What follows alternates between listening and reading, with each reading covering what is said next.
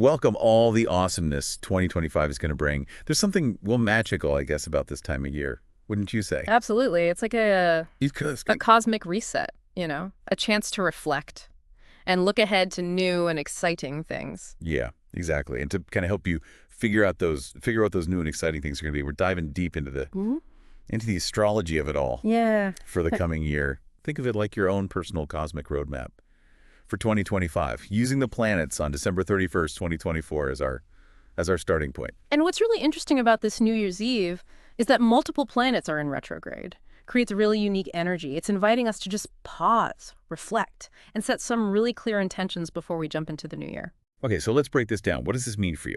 We've got Mercury, that's the planet of communication, Right. retrograde in Sagittarius. Now, I think you probably already know about Mercury retrograde and its tendency to, yeah, cause a little bit of chaos.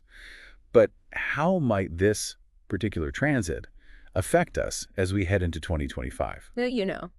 Instead of being afraid of the retrograde, think of it as a chance to revisit your plans for personal growth that you maybe made earlier this year. Maybe you set an intention to learn something new, or just kind of expand your knowledge. Mercury retrograde in Sagittarius is inviting you to review your progress, fine-tune your approach, and make sure your goals still make sense, given your evolving vision. Oh, so it's less about expecting disaster Mhm. and more about just kind of fine-tuning things. I like that. Exactly. Use this energy to your advantage. Now, in addition to Mercury retrograde, we also have a really strong Capricorn influence.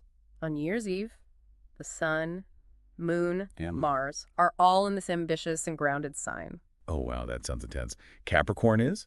You know all about structure and discipline. What might this trifecta of planets in Capricorn mean as we step into 2025?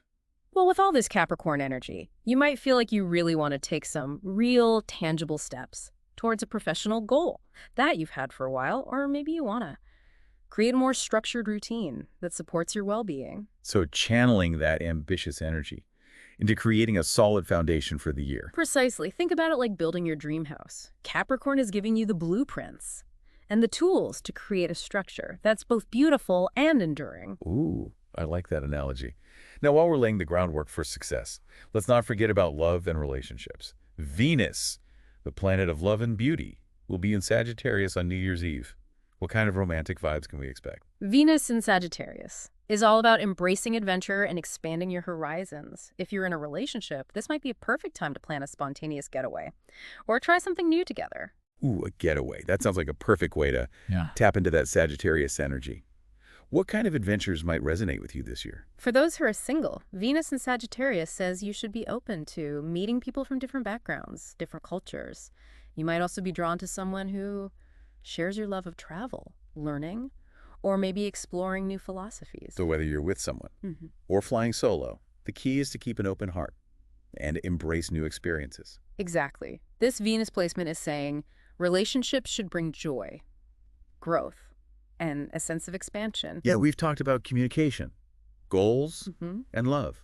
But how do we connect dreaming big with actually making those dreams a reality? I'm seeing an interesting interplay, I guess, between Saturn in Pisces and Neptune, which is about to move into Aries. Can you explain this a little bit, this cosmic dynamic, and how it might affect our ability to make our desires a reality in 2025? This is where things get really magical.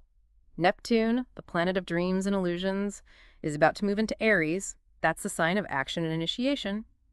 But Saturn, the planet of structure and discipline, is in Pisces, and that's the sign that Neptune rules. So are they working together Uh, or against each other? It sounds like a cosmic tug of war. Think of it this way.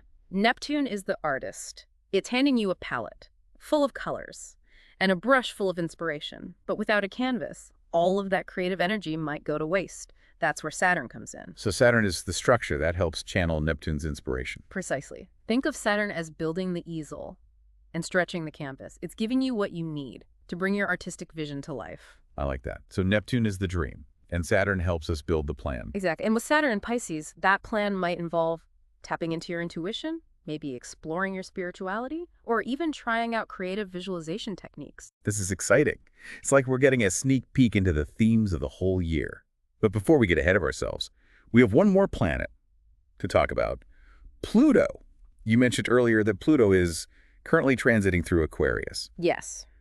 This is a major transit that started in early 2024 and will continue for the next 2 decades. 2 decades. Wow, that's a long time. Yeah. What kind of impact can we expect from this transit, both personally and for society as a whole? Pluto is the planet of transformation, and Aquarius is the sign of innovation, technology, and social structures. This transit is about bringing about big changes to the way we live, work, and interact with each other. On a personal level, Pluto in Aquarius might make you want to, reevaluate your values, question some old beliefs, and align yourself with causes that really resonate with you deep down. So it's about finding our place in the world. Exactly. And with Uranus, the planet of disruption and innovation, also in Aquarius, we can expect some surprising breakthroughs in things like technology, science, and social justice. This is all so fascinating. I'm ready for 2025. But before we get too excited about the new year, let's think about how we can practically apply all this stuff to our life. What steps can we take to use this energy and create a year that really aligns with what we want? Well, it all starts with intention. Like we talked about earlier, Capricorn energy is about taking real steps towards your goals. So instead of making, those vague resolutions, use the Capricorn influence to set some clear, actionable intentions.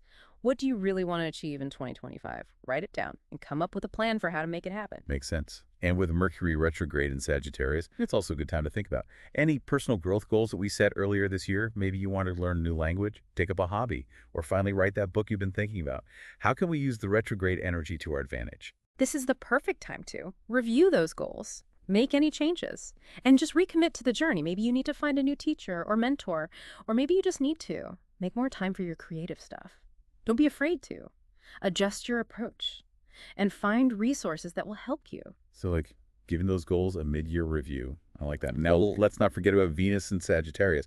How can we navigate love and relationships with all this adventurous energy? If you're in a relationship, this is a great time to bring in some fun and adventure to your connection. Plan a weekend trip, try a new activity together, or even just have more open and honest conversations. Sagittarius values honesty and authenticity. Honesty is important, Yeah. especially with Mercury retrograde, maybe making communication a little more complicated.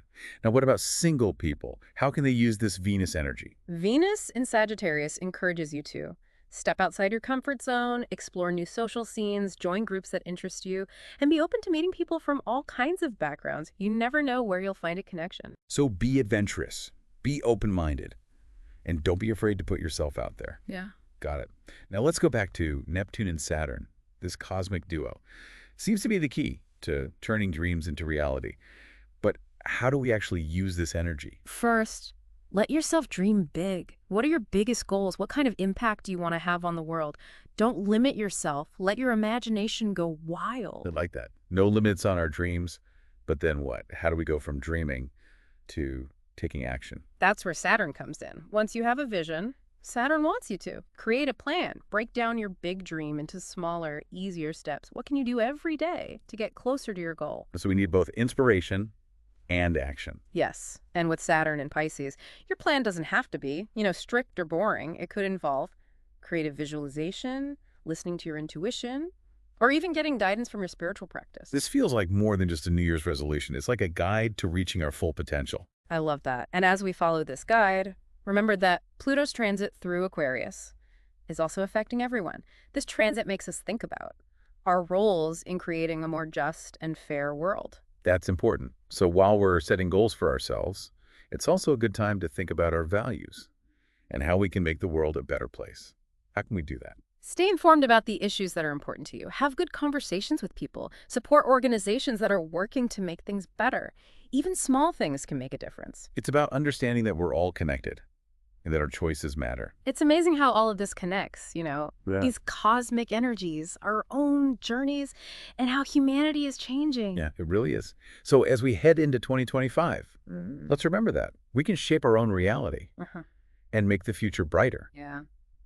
So as we raise a glass to the new year, let's set our intentions. Let's be clear about what we want, and let's embrace the opportunities for growth and change that are coming our way. And remember, the stars are just a guide. The real magic is within us. Happy New Year, everyone. May your 2025 be full of joy, abundance, and dreams coming